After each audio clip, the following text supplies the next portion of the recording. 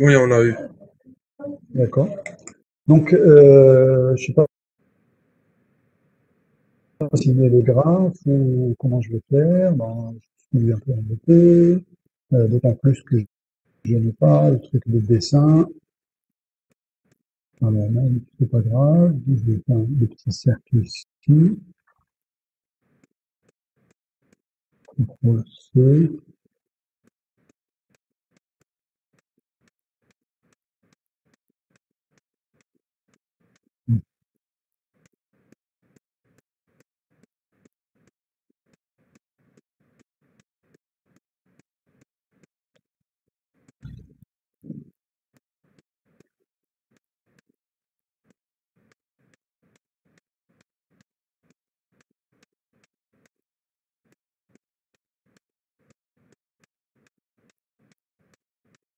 Donc, on a des arcs.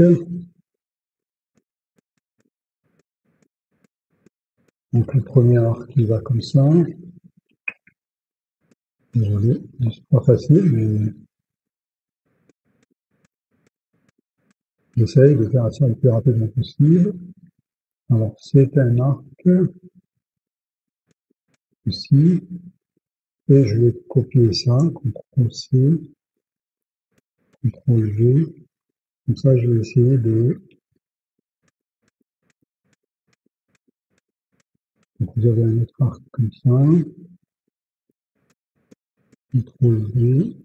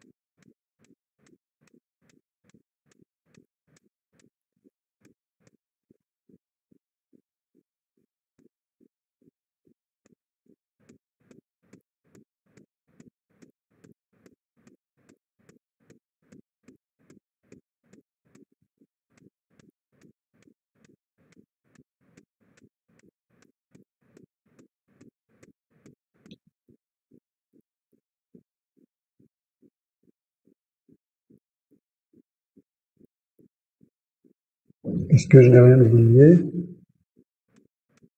Théoriquement, c'est bon. Ça, c'est X1. Bon, je vais écrire comme ça, nettement, et puis après, on verra. Donc ça, c'est X2,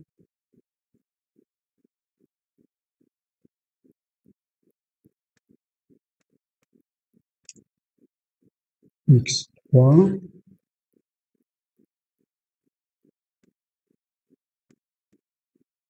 X1, ici c'est X4,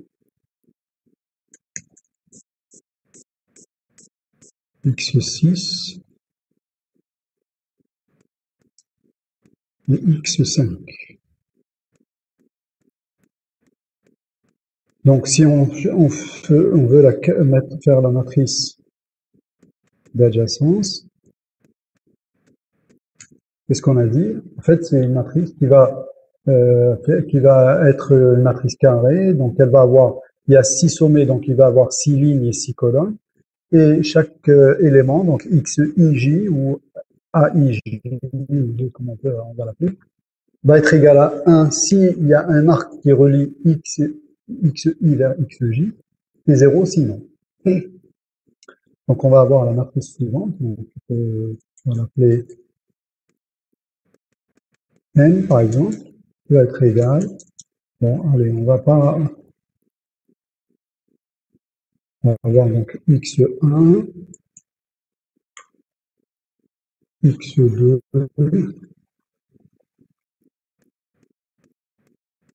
X3 ici, X4, X5, et enfin x6. Et en haut, x1, x2, x3, x4, x5 et x6. Donc ici, donc pardon, donc, on va arriver à la fin. Ici, donc, est-ce qu'il y a un arc qui relie x1 vers lui-même? Donc x1 vers x1, il n'y a pas de boucle, donc on va mettre 0, n'est-ce pas? Est-ce qu'il y a un arc qui relie x1 vers x2? Il n'y a pas, donc 0. Est-ce qu'il y a un arc qui relie x1 vers x3? Il n'y a pas, 0, et ainsi de suite. Donc c'est 0 partout. Vous êtes d'accord avec moi que toute cette ligne va être égale à 0.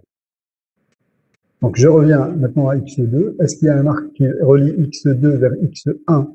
Non. Est-ce qu'il y a un arc de x2 vers x2? Non. Est-ce qu'il y a un arc de x2 vers x3? Non plus. Est-ce qu'il y a un arc de x2 vers x4? Cette fois-ci, oui. Donc on a un arc de x2 vers x4, donc je vais mettre un 1 ici. Est-ce qu'il y a un arc de x2 vers x5? Oui. Est-ce qu'il y a un arc de x2 vers x5, x6? Non. C'est bon? À partir de x3, est-ce qu'il y a un arc de x1, de x3 vers x1 et ainsi de suite? Bon, on peut voir directement ici qu'il y a un arc seulement de x2 vers de x3 vers x2, vers x4 et vers x6. Donc ça veut dire que je vais avoir un 1 ici, vers x2, vers x4 et vers x6. Et les autres, ça va être des zéros.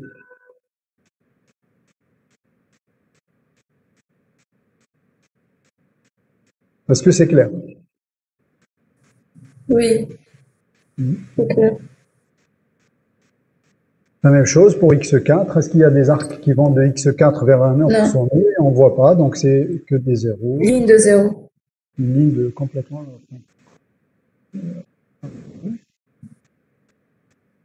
De x5, pareil, donc ça va être 0 partout.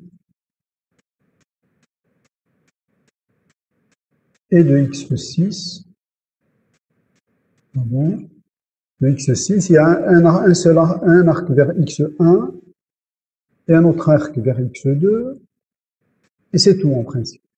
Donc 0, 0, 0.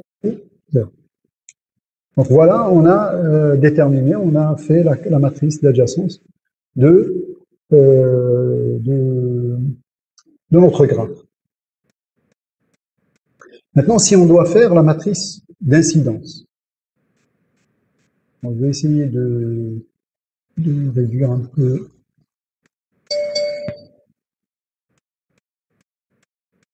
pour gagner un peu d'espace. Je ne sais pas s'il me reste encore la place dans la feuille.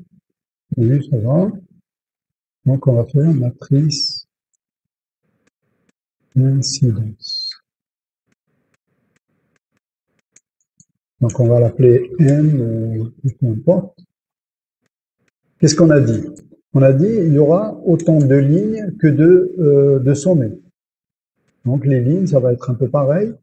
Donc, je vais avoir x1,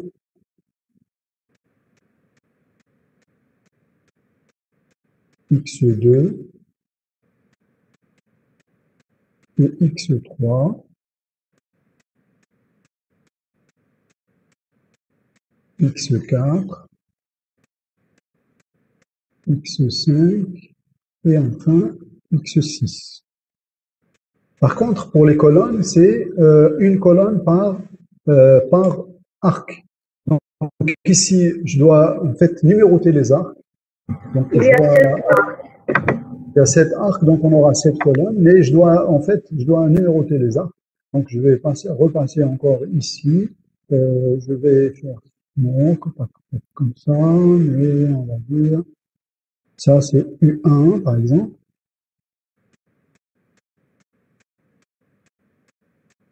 Donc celui-là, celui un peu en bas, un peu comme ça.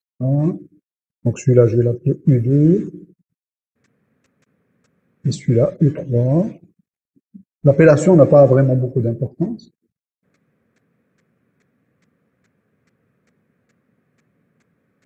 Celui-là, je vais l'appeler U4,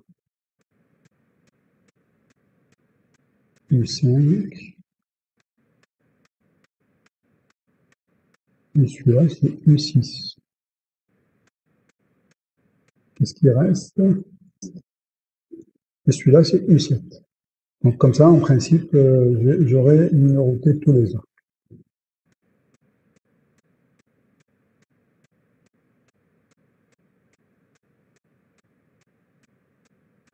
C'est bon? Donc, si vous voulez, on peut faire en sorte que le nom des arcs soit d'une certaine couleur pour que ce soit un peu plus... Le problème, c'est que je n'ai pas de couleur de police, mais bon, je vais choisir une couleur un peu plus... Comment je peux choisir une couleur? Bon, sinon, je vais aller dans le format, par exemple, ok, il y a la couleur ici. Non. On va voir les couleurs. On va choisir, je sais pas, rouge, quelque chose de ce style. Ok. Je sais pas si vous arrivez à voir. Non, j'agrandis un petit celui-là.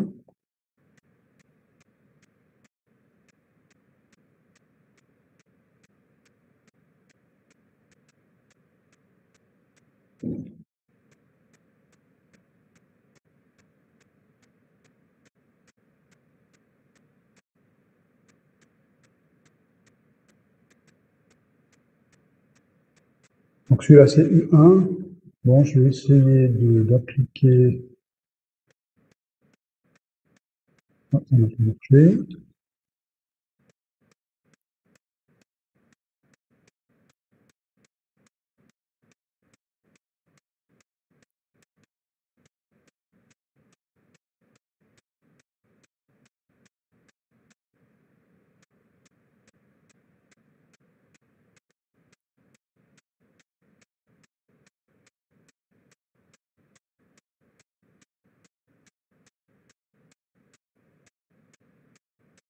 Bon, je ne sais pas s'il y a un moyen plus rapide que ça. Donc voilà, donc j'ai les 7 arcs. Donc je redescends. Je suis obligé de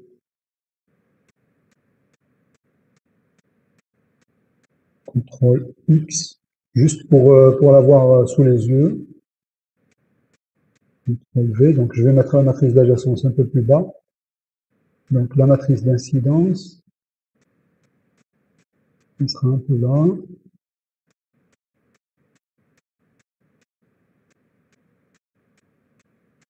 Donc je vais avoir ici U1, U2, U3. Je vais pas m'embêter avec les indices et tout. U4, U5, U6, U7. Donc, alors, donc est-ce que X1, bon, je vais aller vers directement U1. Quelles sont les extrémités de U1? Donc les extrémités de U1, c'est X3 et X2. Donc l'extrémité initiale, c'est X3, donc ça veut dire que je vais avoir un 1 ici. Et l'extrémité terminale, c'est X2, donc je vais avoir un moins 1 ici. Et dans le reste de la colonne, je vais avoir 0.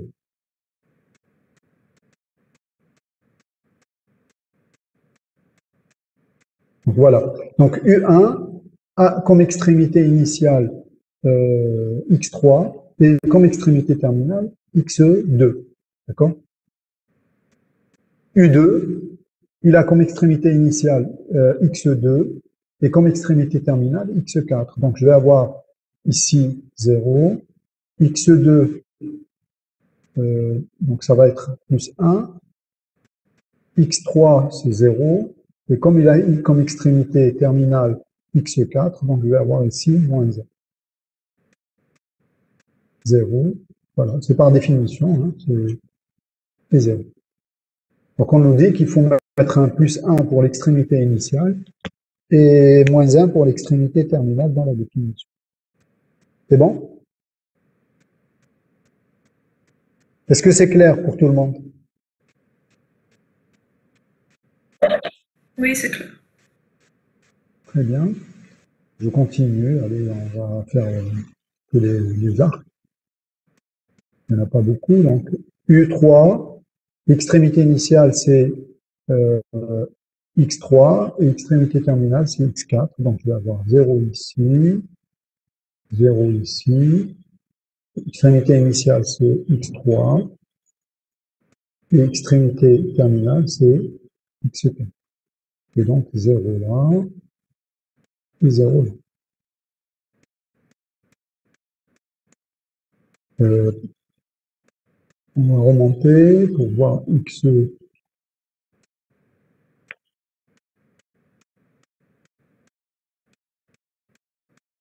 Donc pour U4, son extrémité initiale c'est X6, extrémité terminale c'est X2. Donc je vais avoir 0, X2 moins 1, 0, 0, 0, et enfin ici c'est plus 1. Parce que l'extrémité initiale c'est X6,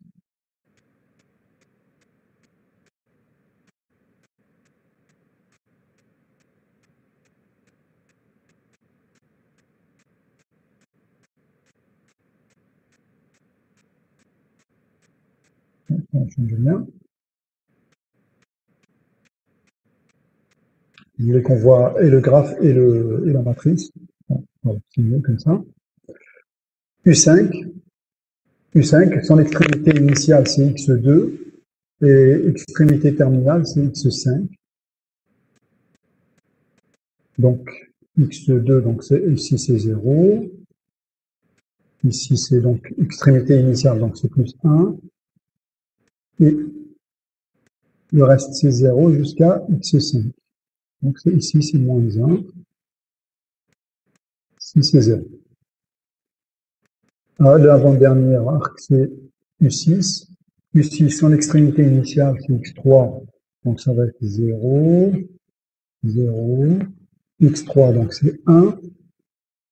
Et l'extrémité terminale, c'est X6. Donc ça va être 0 ici, 0 là, et moins 1 ici. C'est bon? Et en dernier, c'est X7. Dans l'extrémité initiale, c'est X6. L'extrémité terminale, c'est X1, donc c'est moins 1 ici. Et partout ailleurs 0, sauf en X6.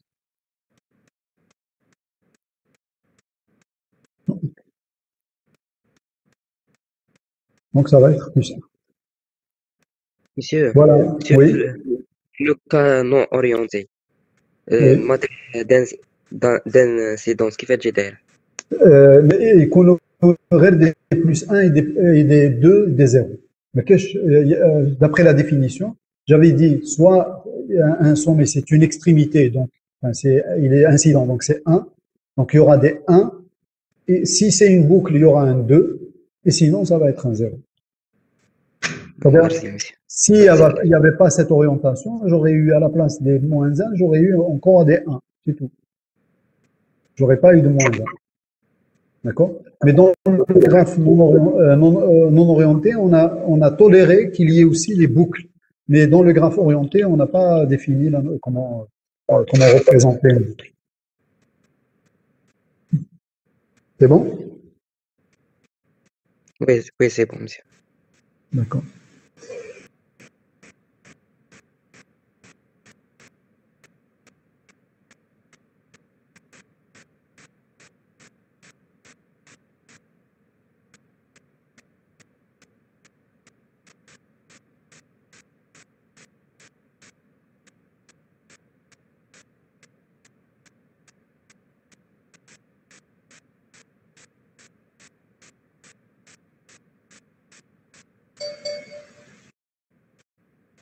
Juste pour gagner un peu d'espace, on va voir.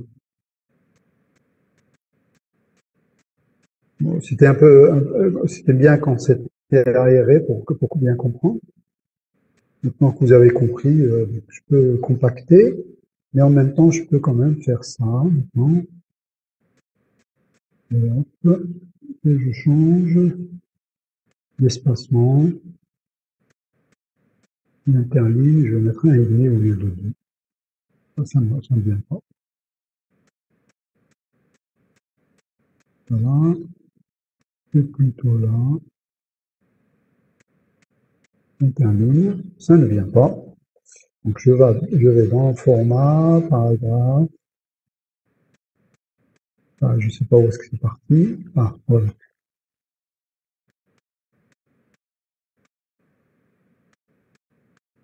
Alors, c'est ici, l'interligne est venu. Ok. C'est mieux comme ça. C'est bon? Bon, je vais juste pour garder toujours le graphe sous les yeux, donc je vais mettre ici matrice, plutôt représentation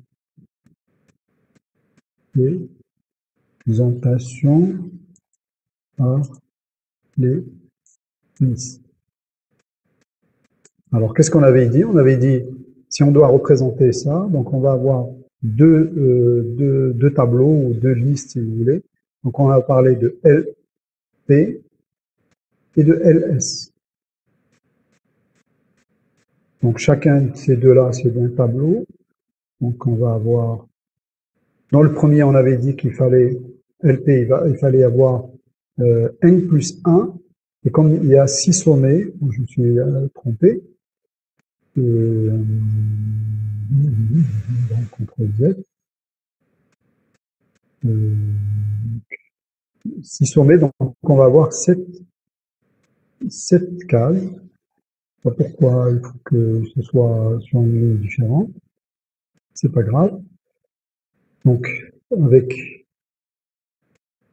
les indices 1, 2, 3, 4, 5, 6 et 7.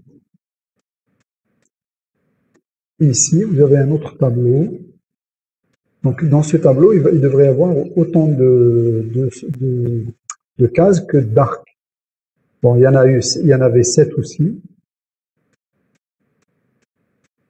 7, c'est ça? Donc, on devrait avoir 7 aussi. Bon, ça me dérange un petit peu. Il n'y a pas d'égalité entre la taille de LP et de LS. Vous comprenez que c'est un hasard que ce soit 7. Donc, c'est pareil. Donc, on va avoir 7. Parce qu'il y a 7 arcs, donc on va avoir 7.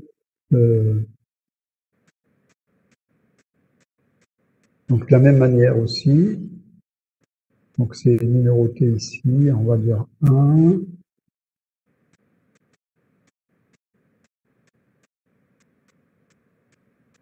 2, 3, 4, 5, 6 et 7.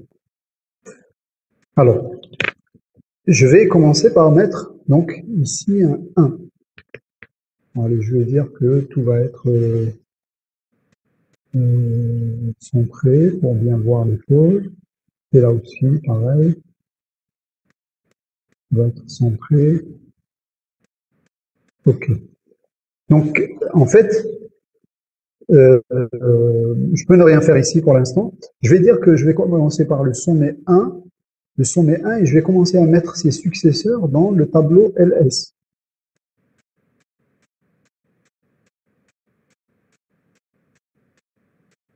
Alors, le sommet 1, est-ce qu'il a des successeurs?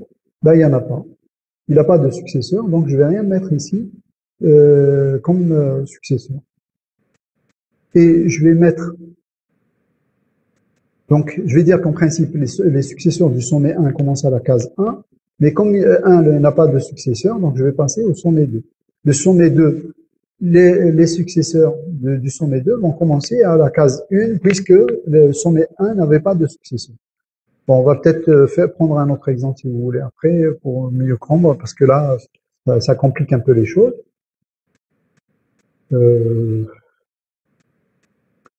C'est pas grave.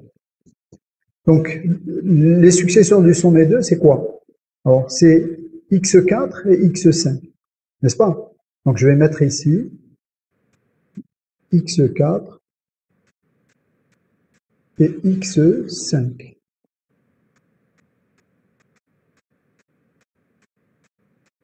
Je vais centrer tout ça. D'accord? Je passe maintenant au successeur du sommet 3. J'ai fini avec x2, donc il a deux successeurs, x4 et x5, et il est fini. Je passe maintenant à x3. x3, quels sont ses successeurs? Il a x2, x4 et x6. Maintenant, je vais les mettre ici, n'est-ce pas? Donc, c'est x2, x4 et x6.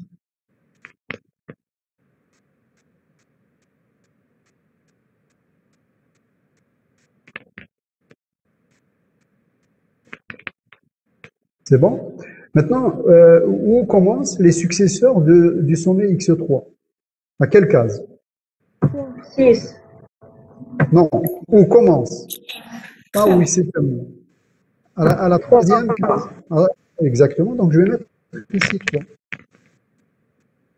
Donc, où vont commencer les successeurs du sommet 4? Bah, ils vont commencer à la case 6, parce que c'est là que j'ai du vide. Donc, je vais mettre ici 6. Donc, les successeurs du sommet 6, je vais commencer à les mettre à partir de la case 6. Donc, les successeurs du sommet 4, quels sont les successeurs du sommet 4? Ben, il n'y en a pas, donc ça va être vide.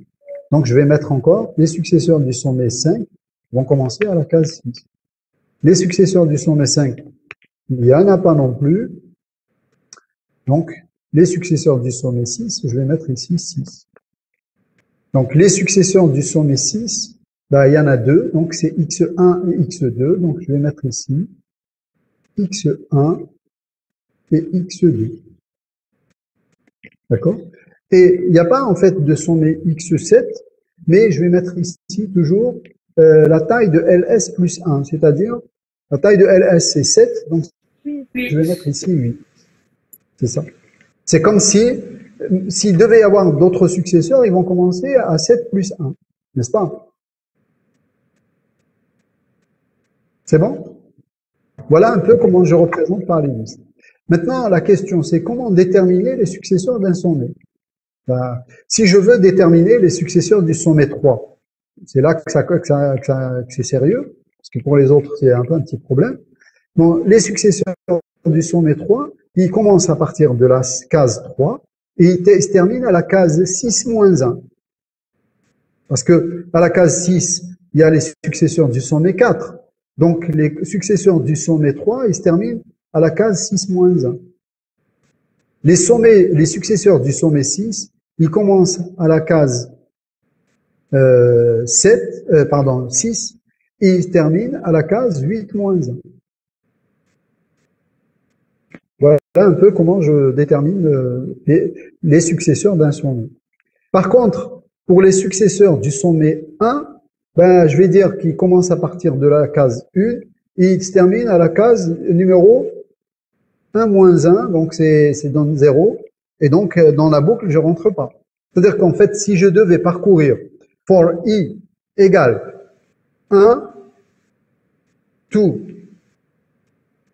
i égale 1 moins 1, c'est-à-dire 0, donc tout 0, ben, bien sûr en incrémentant le i, donc je rentre pas dans la boucle. Donc ça veut dire que l'ensemble des successeurs du sommet 1 est vide. L'ensemble des successeurs du sommet 2, ils commencent à la case 1 et ils se terminent à la case 3 moins 1, c'est-à-dire 2. Donc ça, je vois bien que ils commencent à la case 1, donc c'est x4, ils se terminent à la case 3 moins 1, c'est-à-dire qu'ils se terminent à 2, donc c'est x4 et x5. Est-ce que vous avez compris ou faut-il que je recommence?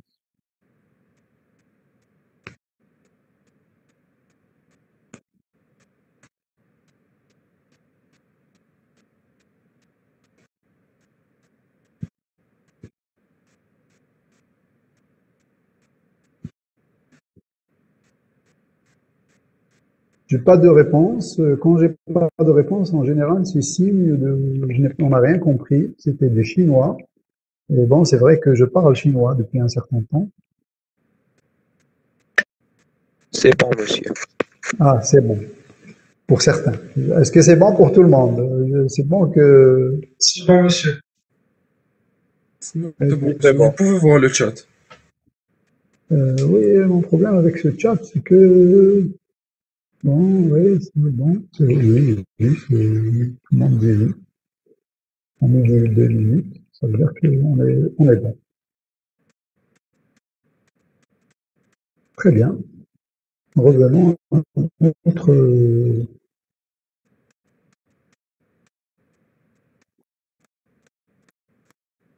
série d'exercices. Alors, je vais bien sûr vous envoyer le PDF de ce document après.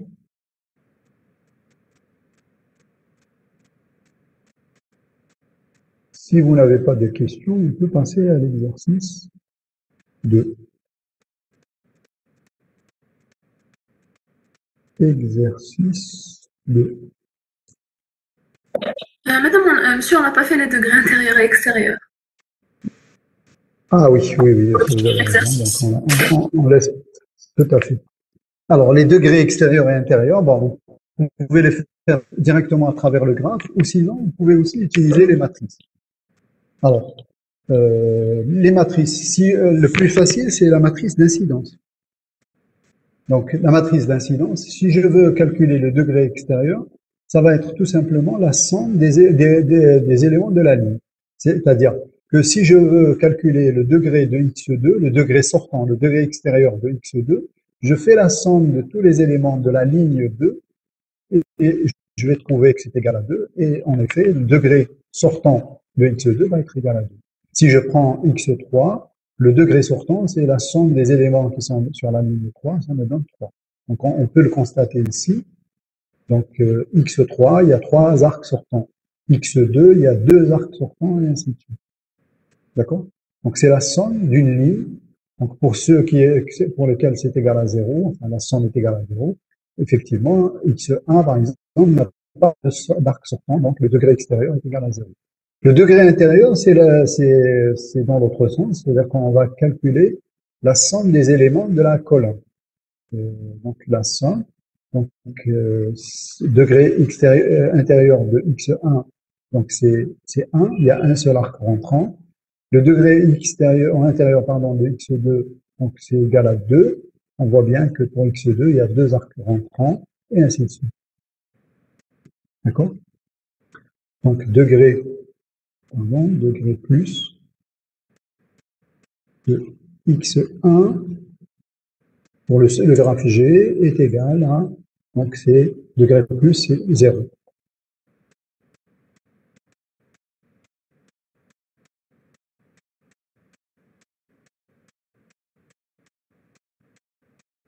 Degré plus, enfin je peux mettre ici degré moins de x1 est égal à 1.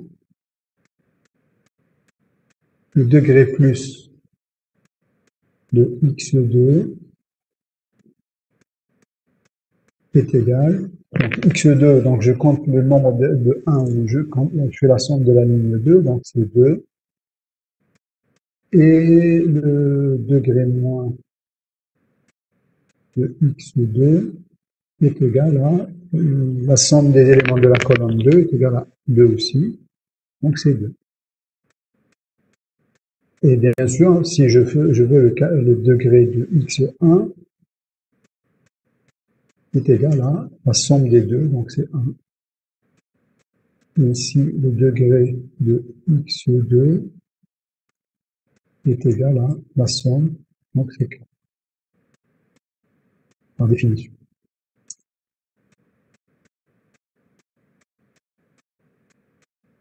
Le degré plus de x3 est égal, donc, x3, donc si je regarde à travers le graphe, donc degré plus c'est 3,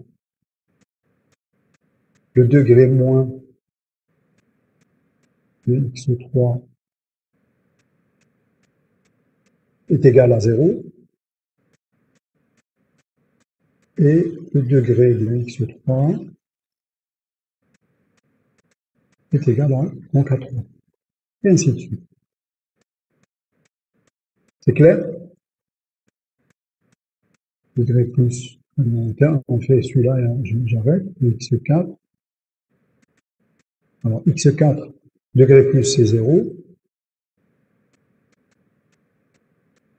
Degré moins de x4, c'est 2. Il y a deux arcs rentrants. Et donc, le degré de x4 est égal à 2.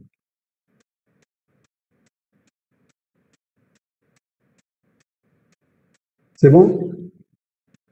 Bien sûr, ça, à travers la matrice d'adjacence, c'est très facile de calculer les degrés. Donc, le degré plus, c'est la somme de la ligne. Les degrés moins, c'est la somme de la colonne. Et les degrés, vous remarquez que ce qu'on avait démontré tout à l'heure, que la somme des degrés plus est égale à cardinal de U, effectivement. Pourquoi? Parce qu'en fait, on a des 1 lorsqu'il y a des arcs. Donc, les arcs, il y a autant d'arcs ici que de 1 ici. Si vous regardez, la somme de tous les 1 ou la somme de tous les éléments de la matrice va être égale à 7. Donc, 1 plus 1, ça fait 2, 3, 4, 5, 6, 7. On trouve exactement le même nombre, 7, qui est égal au nombre d'arcs. Si je compte ça en ligne par ligne, donc en fait, c'est comme si je comptais la somme des degrés sortants. Si je compte colonne par colonne, c'est comme si je comptais la somme des degrés entrants. Donc ça redonne en quelque sorte ce qu'on avait vu en cours, que la somme des degrés sortants est égale à la somme des degrés rentrants, puisqu'on compte les éléments de la matrice ligne par ligne. Ça va être égal à la somme des éléments de la matrice quand on les compte colonne par colonne. Et tout ça est égal aussi au nombre d'arcs cardinal de I. Maintenant, si on compte les degrés, ben, ça veut dire qu'on va les compter les degrés plus et les degrés moins. Donc, ça veut dire qu'on va compter les éléments de la matrice ligne par ligne, plus colonne par colonne. Ben, on aura compté les arcs 2 fois, donc on aura 2 fois cardinal de I. Voilà. Donc, ça nous conforte un peu dans ce qu'on a démontré tout à l'heure pour la somme des degrés, la propriété relative à la somme des deux. C'est clair?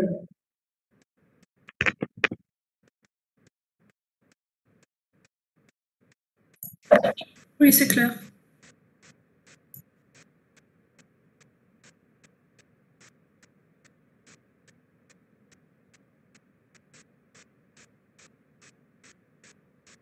Alors, on passe à l'exercice 2, si vous n'avez pas d'autres questions. Si vous avez des questions, profitez, c'est le moment. Hein.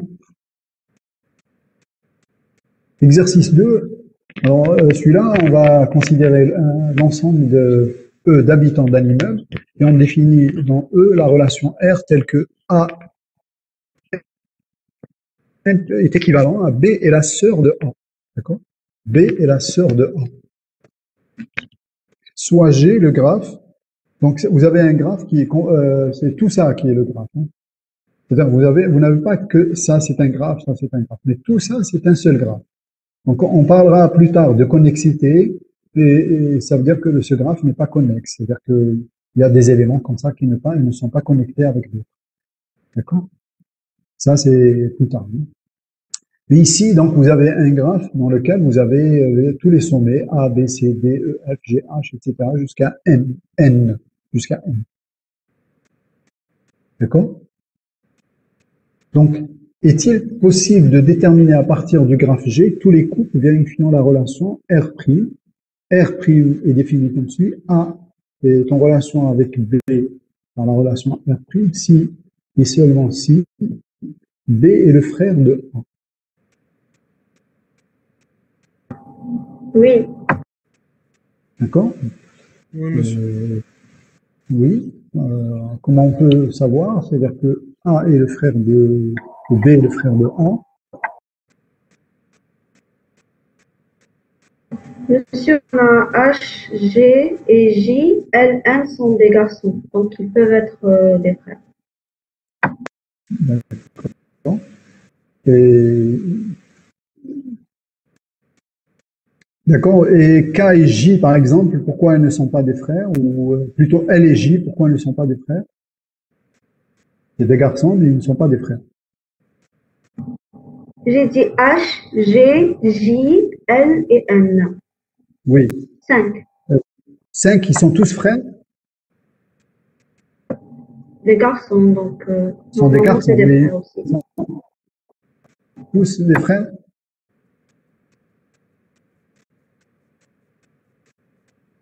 La question, est-ce qu'ils sont tous frères ou pas? C'est-à-dire H, est-ce qu'il est frère à L? N est frère à L, Non, parce que ils ont des... non. Oui, H n'est pas frère de L.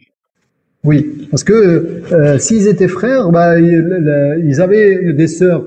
Ils auraient I comme sœur qui est commune et K comme sœur qui est commune. Or, I qui est une sœur n'est pas commune n'est pas la sœur de L, donc H et L ne sont pas frères, parce qu'il y a une sorte de relation de transitivité qui n'est pas vérifiée. I est la sœur de H,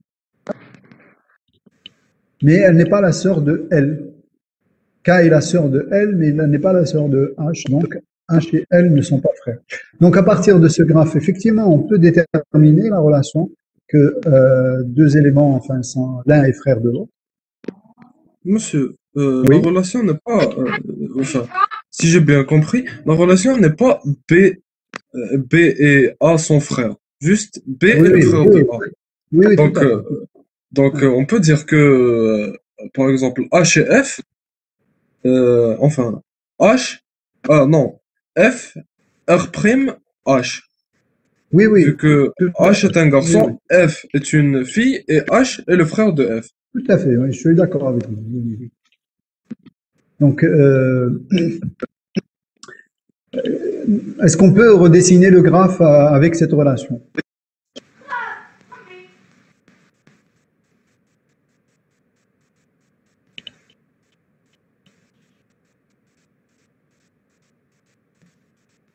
À mon avis, on peut trouver un sous-graphe en fait, du graphe qu'on cherche. Parce qu'on n'a pas toutes les relations ici dans la relation R. En fait, ce ne sera pas un sous-graphe, non, parce qu'on aura des arcs dans l'autre sens. Euh, Oui, Euh, ce n'est même pas un graphe partiel, mais on verra dans les prochaines questions, on parlera de sous-graphe et de graphe partiel. Mais pas pour cette question. Pour la première question, est-ce qu'on peut déduire que B est frère de A? Donc, on reprend un peu notre graphe. Donc, bon, ça va être un peu compliqué. Je vais redessiner encore comme tout à l'heure. Alors, on va prendre un petit cercle.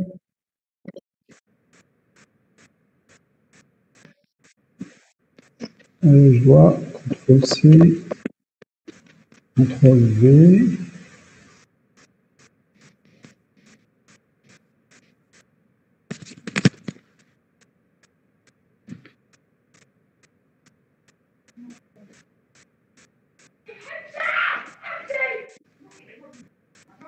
Ah, il y a quelqu'un qui s'énerve là, hein. Je suis sûr qu'il y a un frère qui est en train d'embêter sa sœur. Et donc, ils ne sont pas reliés par la relation R', hein.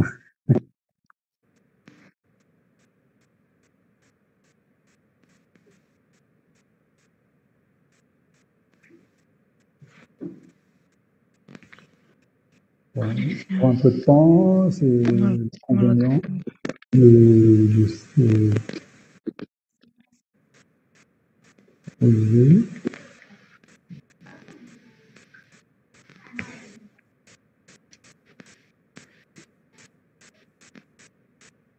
Voilà, et enfin, essayer de finir avec les sommets. Ensuite, je vais passer au. Donc, j'ai fini.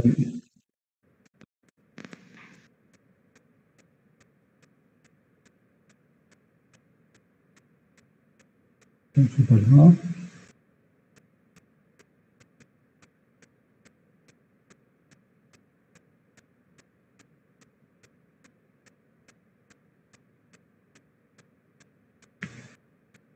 Voilà.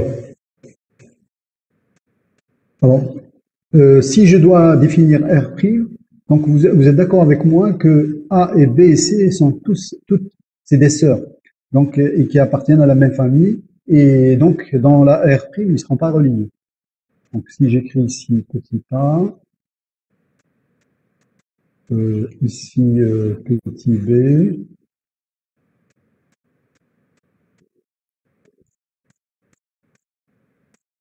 ici petit c, oui.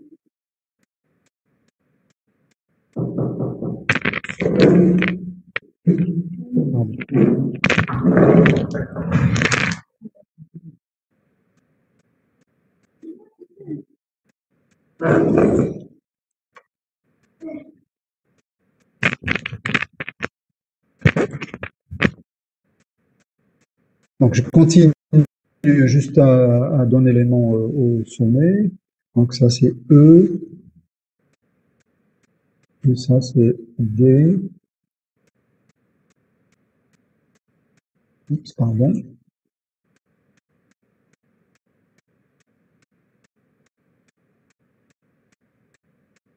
Alors ça c'est F.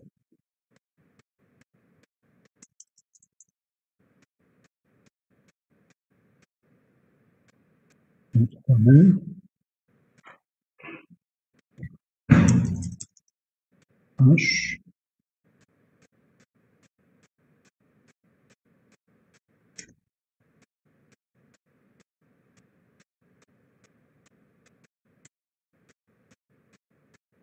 I.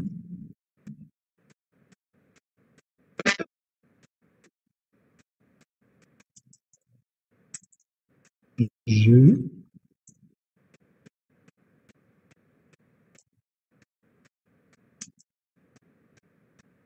J.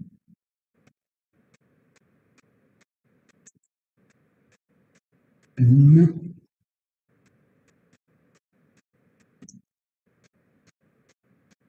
P.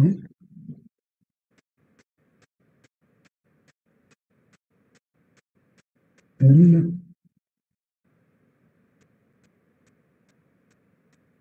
Et celui-là c'est M. Donc voilà un peu, j'ai essayé de reprendre le graphe. Donc A et B et C ne seront pas reliés par la relation R', n'est-ce pas? Et D, E non plus. Par contre, j'aurai G Pardon, et monsieur. G. Il y a des questions sur le chat, si vous pouvez répondre. Je regarde, ouais.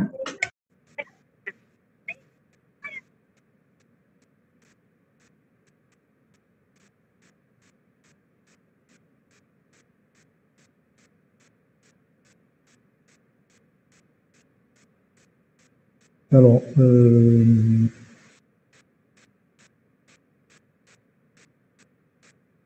comment savoir si le sommet est garçon ou fille? Oui, il y a quelqu'un qui n'a pas rien compris. Oui, bah, parce que c'est vrai que je vois pas le chat pendant que j'ai un truc. Vous voyez ce que je vois, vous le voyez sur votre écran, c'est-à-dire réduit. Hein. C'est-à-dire, moi, je ne vois pas le chat pendant que je. Ça peut être un garçon et fille, j'ai rien compris, monsieur. Voilà, ça résume un peu tout. Revenons à notre. Je réduis ça pour revenir ici. En fait, ici, la première relation, c'est A est relié à B si B est la sœur de A. Donc, en fait, cette relation, on va la représenter par un arc. Ça veut dire que A est relié à B, ça veut dire qu'on va mettre un arc de A vers B si B est la sœur de A. Il y a un arc de A vers B si A est la sœur de B. Donc, plutôt un arc de A vers B si B est la sœur de A. Donc, cet arc-là veut dire que B est la sœur de A. Donc, ça veut dire que B est une fille. Et comme il y a un arc de B, de A vers B, de B vers A, pardon, donc A aussi est la sœur de B, donc ça veut dire que B aussi, plutôt que A aussi est une fille. Et quand il y a des arcs dans les deux sens, ça veut dire que les deux sont des filles. Puisque A est la sœur de B et B est la sœur de A, donc ça veut dire que les deux sont des filles. La même chose pour C, la même chose pour D et E. Par contre, F et I pardon, sont des sœurs, puisqu'il y a des arcs dans les deux sens, mais F et G sont pas toutes les deux des filles. Vous voyez que F est la sœur de G, mais G n'est pas la sœur de F. Donc G est un garçon. J est un garçon. H est un garçon. Donc je peux deviner à partir de ça que G et J et H, c'est des garçons. L et M, c'est des garçons. D'accord? Oui, d'accord, merci, c'est clair. Très bien. Donc, à travers ça, on a vu que H, G et J et L et AR sont des garçons, et plutôt L et M sont des garçons. Et donc, je peux dire que H est le frère de F, par exemple. Donc, H est le frère de F, ça veut dire que je vais avoir un arc dans l'autre sens. Bon, j'espère que je pourrai dessiner des arcs. Donc, F est le frère de H, plutôt H est le frère de H. Pardon, H est le frère de F. Donc, je vais juste faire ça. Normalement, comme ceci, voilà. Donc, vous voyez, la même chose, CTRL C, CTRL V. Donc, je vais avoir aussi un arc de I vers H. Je vais avoir aussi un arc CTRL V de F vers G. Avoir un arc de F vers J, n'est-ce pas? Parce que J est le frère aussi de F. Je vais aussi avoir un arc de I vers G. Je vais avoir un arc de I, qu'est-ce que je viens de faire là? Vers J. Mais c'est pas tout. C'est pas tout parce que G est le frère de J. Donc je dois avoir aussi un arc CTRL V. Qu'est-ce qui s'est passé là? Je dois avoir un arc qui relie ces deux-là. Donc je vais essayer de dessiner un petit peu pour qu'on le voit. Et je dois avoir un arc dans l'autre sens. Parce que J est le frère de G, G est le frère de J. Donc je vais avoir un autre arc dans l'autre sens. Bon, là, ça va être un peu plus délicat à dessiner. Je vais essayer de faire une courbe comme ça. Là, ça ne marche pas. Je sais pas pourquoi. Je n'arrive pas à dessiner de courbe.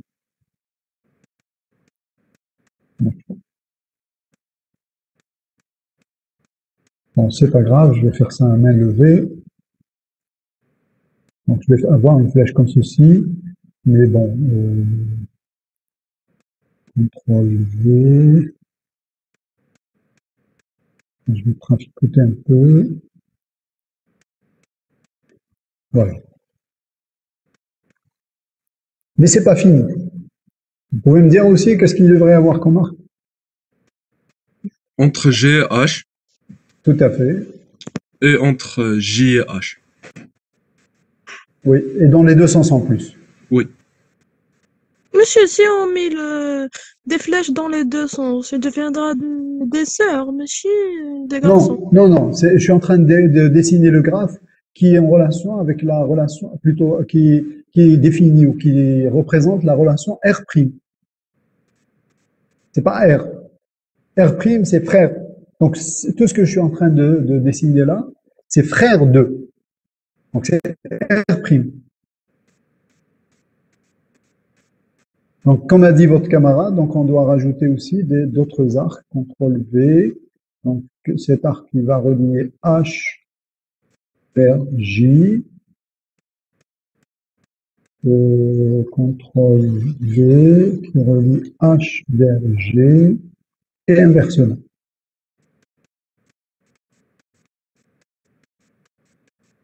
Bon. Inversement, c'est ça qui va se compliquer un peu. Donc, je vais le faire comme je peux, hein. Avec CTRL V. Non, c'est pas comme ça. CTRL V. Alors, je vais le mettre comme ça ici et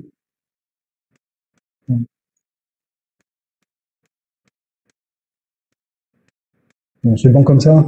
C'est-à-dire que vous voyez qu'il y a un arc dans les deux sens. Je vais faire un peu la même chose ici. Bon, je vais décaler un petit chouïa à celui-là. Et je vais rajouter CTRL V. Un arc là. Et ici.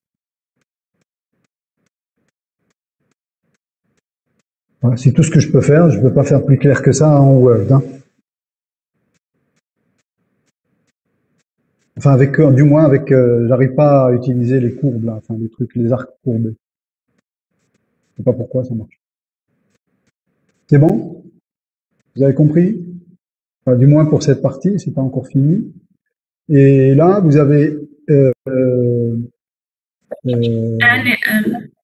voilà, L et N qui sont deux frères. Donc il y aura deux arcs qui vont les relier. Donc CTRL V. Donc je vais avoir un arc comme ça dans ce sens. Ici, CTRL V.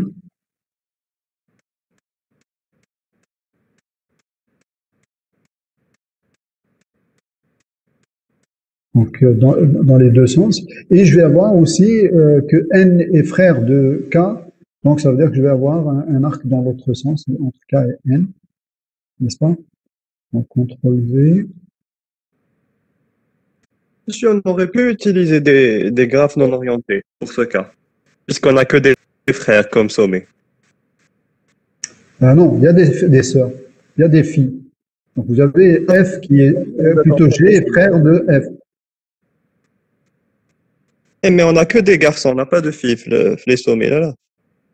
Ah non, si, F c'est une fille. On sait que c'est Ah oui, une fille. c'est vrai. I c'est une fille. K c'est une fille. Oui, c'est bon. CTRL V.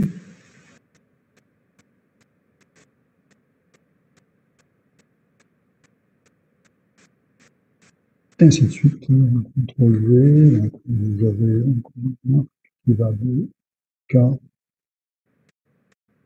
vers I. On peut faire mieux que ça, hein, en termes de dessin. CTRL V.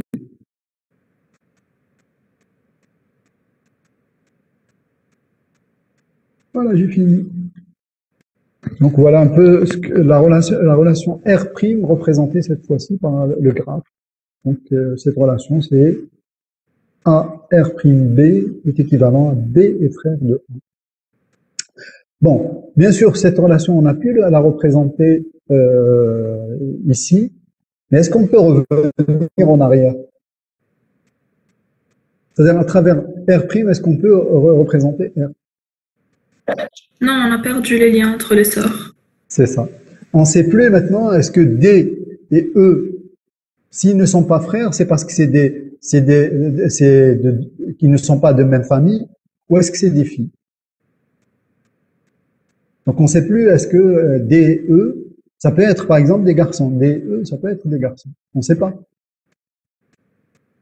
Mais s'ils ne sont pas reliés, c'est parce qu'ils ne sont pas frères, c'est tout. On ne sait plus s'ils sont de même famille ou c'est des filles. D'accord? Donc on ne peut pas revenir. Et de toutes les façons, même R', ben, on a pu la construire à partir de ce graphe particulier, c'est-à-dire à partir de ce cas particulier, mais dans le cas général, on ne peut pas la représenter. C'est-à-dire que si j'ai un sommet quelque part ici, si j'ai un autre sommet, ben, ou deux sommets, on va dire, ben, on peut pas savoir s'ils sont isolés, c'est parce que ils sont de deux familles différentes, ou parce que s'ils ne sont pas reliés, c'est parce que ce sont deux garçons d'une même famille.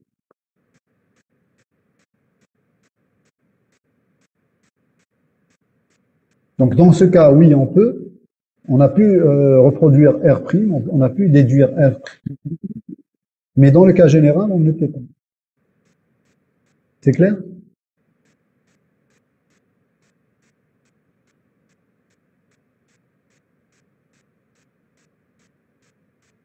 Monsieur, Oui. dans le graphe de R', on garde les sommets isolés. Oui, oui. Dans le graphe G', on va dire, qui représente R', on garde les sommets isolés. On garde. Oui, oui, bien sûr. Les sommets isolés, ils ne sont pas reliés par la relation R', donc c'est des sommets isolés. D'accord. Et il y a quelques questions dans le chat. D'accord, je veux bien.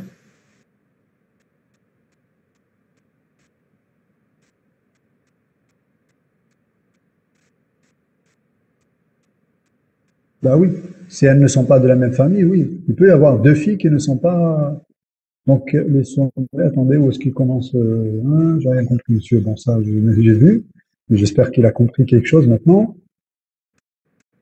Maouchi Mahdi, est-ce que vous avez compris? C'est bon?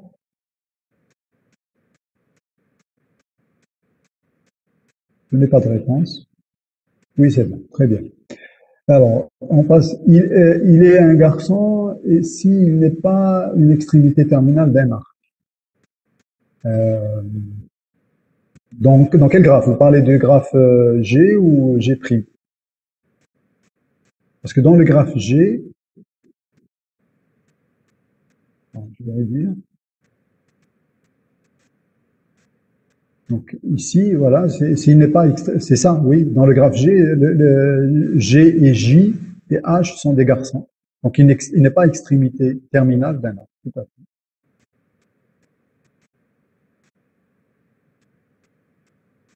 Dans G, mais dans G', c'est l'inverse. Donc les sommets qui n'ont pas de degré moins sont des garçons, degré plus, oui, qui n'ont pas de degré moins. Monsieur, mais est-ce que c'est possible que deux filles ne soient pas sœurs? Bah oui, si elles ne sont pas de la même famille, demi-degré, oui, c'est bon. Donc, ok. Bon, j'espère que tout le monde a compris. Oui, c'est bon, on revient dans le chat. Je réduis pour revenir à mon exercice.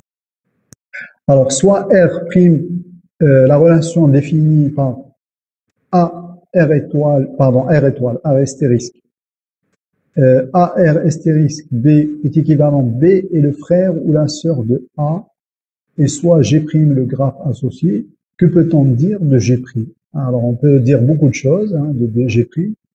Donc, s'ils sont frères ou sœurs, d'abord, le graphe n'a plus besoin d'être orienté, ou s'il est orienté, il va être symétrique. Vous êtes d'accord avec moi? Donc, on aura des arcs dans les deux sens. Et on aura, dans quelque chose que je n'ai pas encore défini, on aura en quelque sorte des graphes complets à chaque fois. C'est-à-dire que tous les sommets qui représentent les mêmes familles, ça va être une sorte de graphe complet.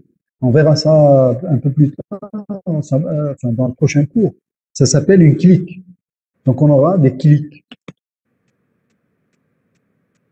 C'est des sous-graphes complets si vous voulez. C'est-à-dire que si je prends H, F, G, I et J, tous les sommets vont être reliés entre eux. C'est-à-dire que du moment qu'on parle d'une relation qui est frère ou sœur, donc I et F vont être reliés puisqu'ils sont frères. Ils seront ici, ils sont sœurs, et H et G sont reliés parce qu'ils sont frères, et ainsi de suite. Donc on aura un graphe complet, c'est-à-dire tous les arcs sont reliés, tous les sommets sont reliés à aux autres sommets qui représentent la même famille. Donc M et K vont être reliés aussi, et ainsi de suite. La même chose, bien sûr, D, entre A et B et C, ils vont être reliés tous ensemble. Donc,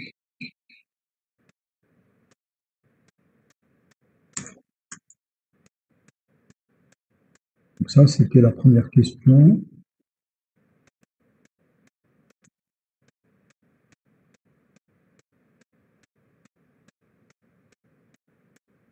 Deuxième question. Donc, que peut-on dire de G', G étoile? Donc G astérisque est d'abord symétrique.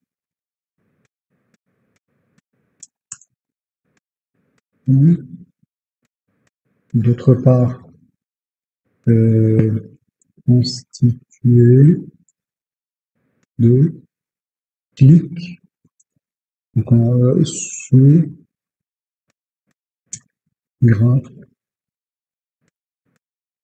complet. Donc, chaque famille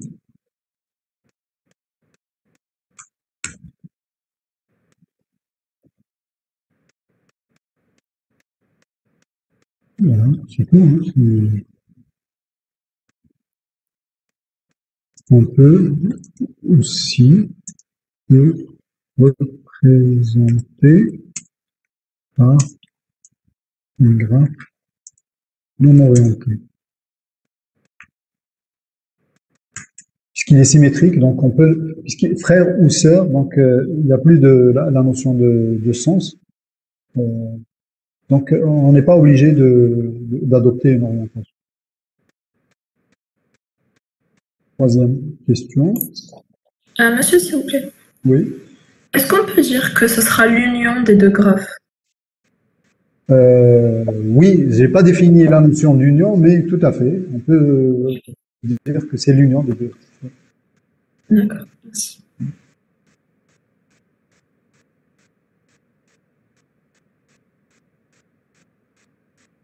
Parce qu'en fait, l'union, ça peut aussi engendrer des sommets supplémentaires. C'est-à-dire que l'ensemble des sommets, c'est l'union des sommets, l'union des sommets des deux graphes, et après les arêtes. Si une arête appartient à l'un, elle appartient à l'autre. Ou à un arc. Oui. Troisième question, caractériser G par rapport à G et 3. Donc, que peut-on dire de G par rapport à G et 3? G et quoi par rapport à G et 3? C'est un graphe partiel de G, toi. Tout à fait. Donc, c'est un graphe partiel de G et 3. Parce que on gardera que certains arcs, mais on gardera tous les sommets. Maintenant, si on considère que les éléments F, G, H, etc., nous aurions un autre graphe G', caractérisé chez prime par rapport à G. Bon, ici, par rapport à quelle relation, bon, on n'a pas dit, mais si on suppose qu'on est dans la relation R, donc la quatrième question,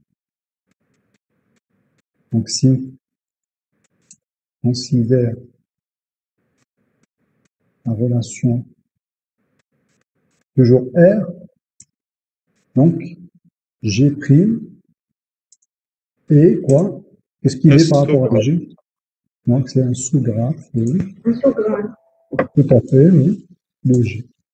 Parce qu'on va considérer un sous-ensemble de sommets, donc on va, si on considère F, G, H, I, etc., jusqu'à L, donc on aura un sous-graphe, tous les autres sommets vont disparaître, et en même temps, toutes les arêtes, ou les arcs, pardon, tous les arcs qui,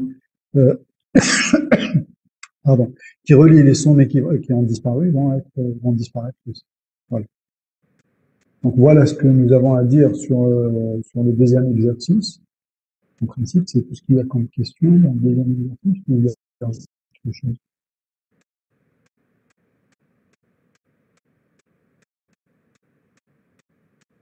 Ouais, c'est tout. Est-ce que vous voulez qu'on continue? Est-ce que vous n'avez rien après, ou on peut faire l'exercice 3 ou un autre exercice pour avancer un petit peu? Comment? On a un cours à 1 heure. Ah, vous avez un cours à 1 heure, donc il nous reste encore 10 minutes.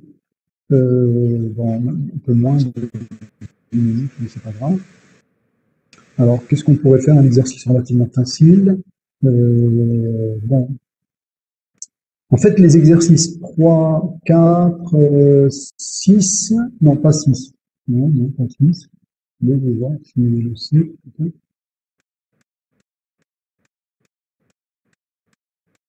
Non, pas 7 non plus. En tout cas, l'exercice 3 et 4, c'est des exercices que, pour les résoudre, je sais pas, en principe, vous avez un peu ce genre de problème. Vous auriez pu voir en THL ou peut-être quand vous avez fait la machine de Turing. Donc quand vous avez un problème, vous essayez de représenter les sommets. Qu'est-ce que c'est? Donc en THL, les sommets, c'est les états. Donc un automate, vous êtes d'accord avec moi que c'est un graphe. Hein. Les sommets, c'est les états, et vous avez des transitions entre les états.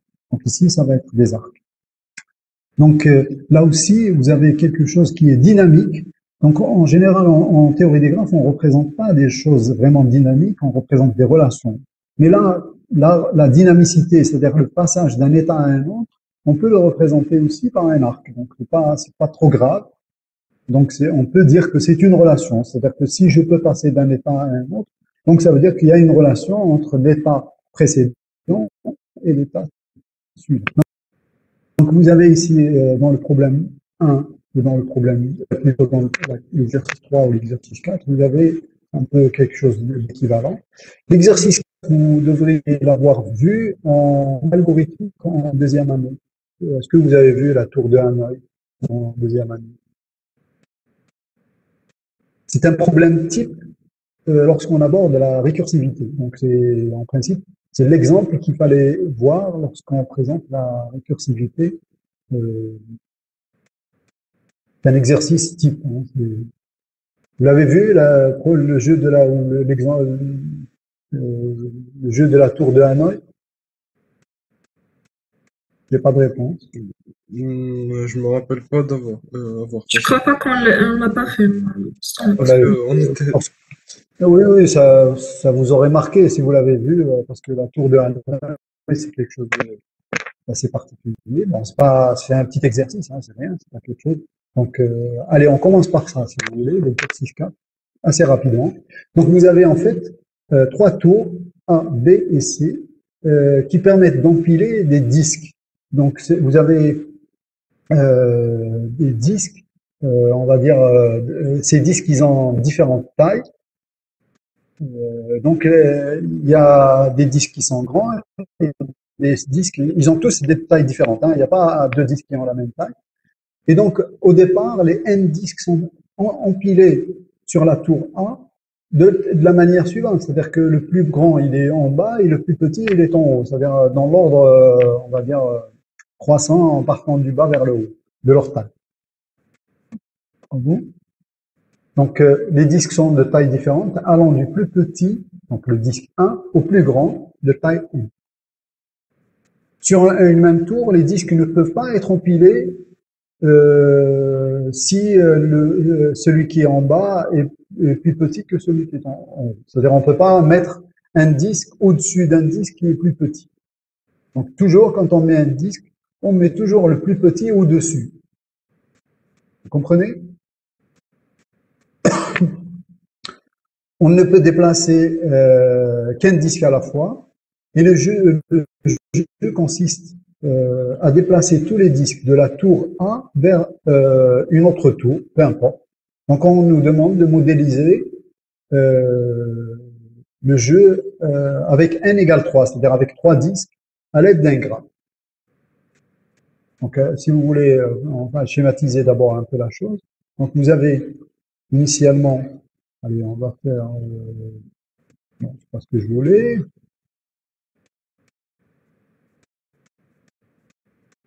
Attendez, par précaution, il vaut mieux que j'enregistre. Alors j'enregistre ça. Corriger. Théorie des graphes. Pour l'instant, c'est exo 1. Exo 2. Et on est en train de faire l'exo 4.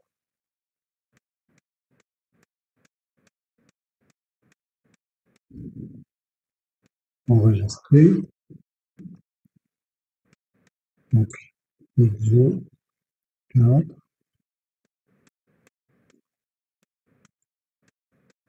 Donc, si je dois représenter ça, ça va être, on va dire, voilà là, notre, perdu. Voilà notre tour. Première tour, c'est comme ça, hein, c'est tout.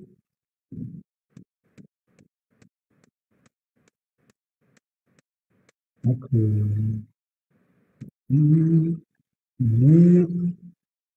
ça vient pas,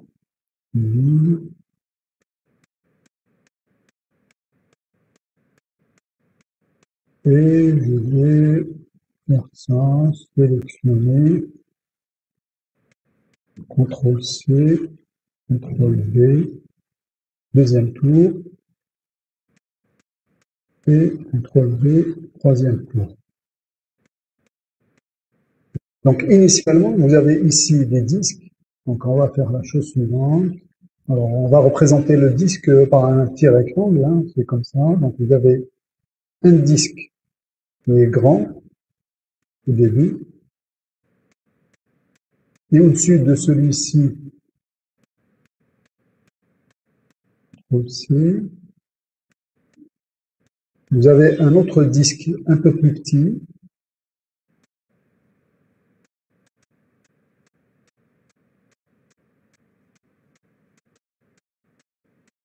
Et au-dessus de celui-là,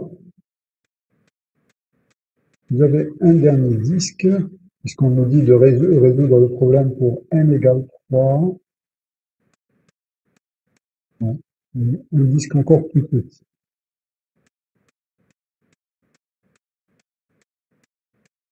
Et comme vous pouvez le constater,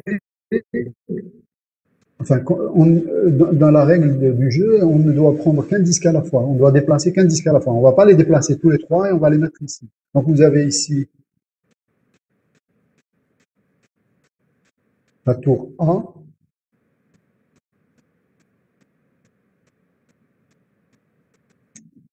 Vous avez la tour B et la tour C. Donc je dois déplacer un par un et je dois utiliser une tour intermédiaire éventuellement, mais je dois les déplacer et les mettre encore dans une autre tour, mais toujours le plus grand en bas et le plus petit en haut. D'accord? Donc voilà un peu l'exercice 4. Bon, allez, j'arrête et je vous laisse le faire à la maison. Et la prochaine fois, vous me présenterez vos solutions. OK? D'accord, monsieur. Merci. Voilà. Vous avez compris le but de l'exercice. Donc, en fait, attendez, juste une chose, c'est que je ne cherche pas la solution. Il faut modéliser par un graphe qui me présentera toutes les éventualités, mais tout en respectant les règles. Donc, vous avez un état maintenant ici.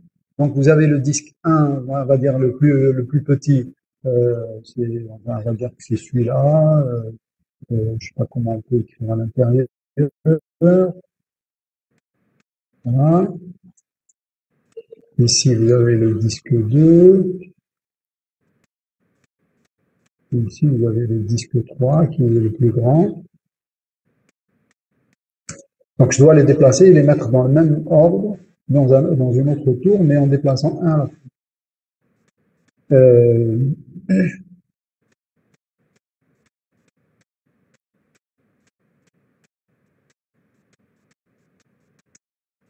Qu'est-ce que j'allais dire? Qu'est-ce que j'ai oublié? Oui, je disais que l'intérêt, ce n'est pas d'aller vers la solution, de chercher la solution, mais de représenter toutes les combinaisons possibles.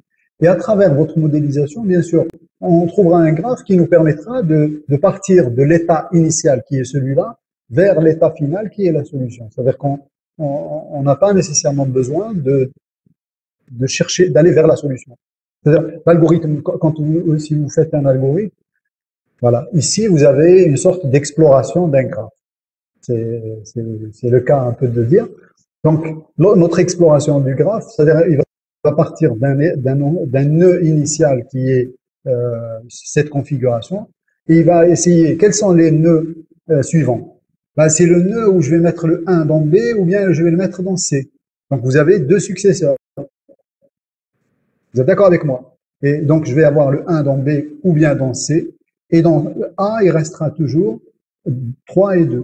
Et une fois que j'ai mis le 1 dans B, par exemple, ben le 2, est-ce que je peux le mettre sur B?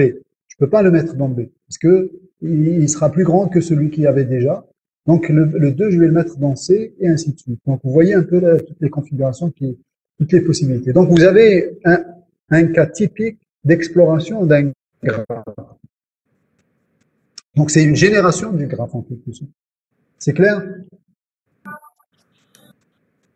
Oui, c'est Oui, clair. monsieur, oui. Très bien. Donc la prochaine fois, j'espère que vous allez venir avec la solution, hein, et vous pouvez faire le 3 aussi, hein, c'est un peu le même principe. Et 5 et 6, bien sûr, vous les faites aussi. OK? Allez, au revoir. Ok. Monsieur, Merci, monsieur. monsieur, Et bonne fin d'année et bonne année 2021. Inch'Allah. J'espère que ce sera meilleur que 2020.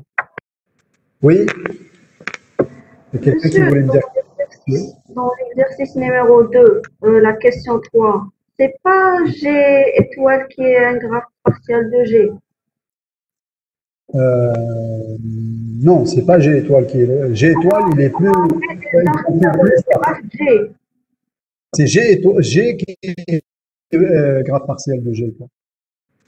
G étoile, il est encore plus riche, c'est-à-dire il contient plus d'arcs, G étoile. G étoile, il va contenir encore plus d'arcs, c'est-à-dire il va contenir des arcs qui relient F et I dans les deux sens. Il va relier G vers F, etc. Monsieur, celui-là, c'est le G', non pas G étoile. G étoile, c'est Non, A, R étoile, B, B est le frère ou sœur de A. C'est ça. quand Donc, c'est frère ou c'est un sœur, graphe donc, seulement orienté. pas nécessairement, non. Frère ou sœur, donc il est le frère ou la sœur.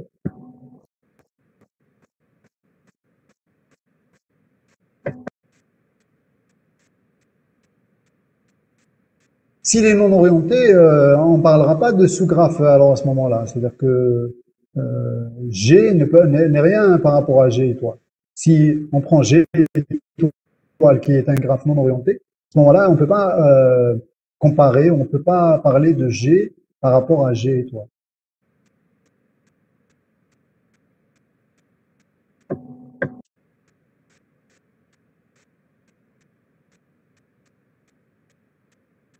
C'est bon? D'accord, merci. Ok. Allez, au revoir. Au revoir, monsieur. Au revoir.